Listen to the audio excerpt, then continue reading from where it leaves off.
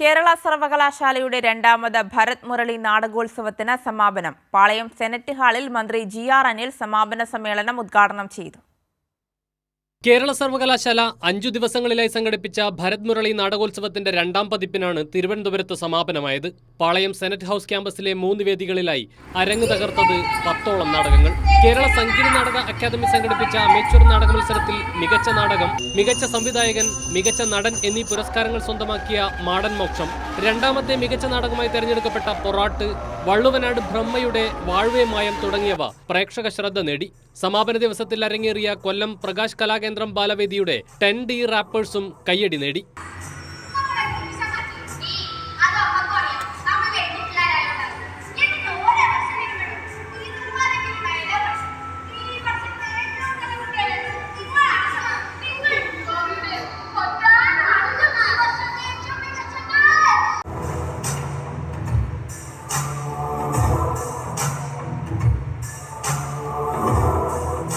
തുടർന്ന് നടന്ന സമാപന സമ്മേളനം മന്ത്രി ജി.ആർ. അനിൽ ഉദ്ഘാടനം ചെയ്തു. VC ഡോക്ടർ മോഹനൻ കുന്നുമ്മൽ അധ്യക്ഷനായി.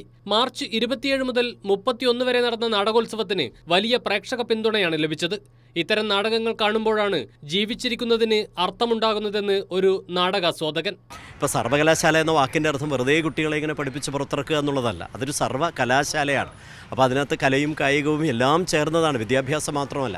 അപ്പോൾ അതിൽ ഈ അന്താരാഷ്ട്ര പ്രശസ്തി ആർജിച്ച കേരള സർവകലാശാല ഇത്തരത്തിലൊരു നാടകോത്സവം സംഘടിപ്പിക്കുന്നു എന്ന് പറയുന്നത് തന്നെ വലിയ കാര്യമാണ്. പിന്നെ ഏറ്റവും പ്രധാനപ്പെട്ട കാര്യം, ഇത്തരത്തിലുള്ള നാടകങ്ങൾ കാണുമ്പോഴാണ് ജീവിച്ചിരിക്കുന്നു എന്നതിനൊരർത്ഥം ഉണ്ടാവുന്നതെന്നാണ് ഏറ്റവും വലിയ കാര്യം. സമാപന സമ്മേളനത്തിന് പിന്നാലെ അരങ്ങേറിയ മാടൻ മോക്ഷവും നിറഞ്ഞ കയ്യടി നേടി.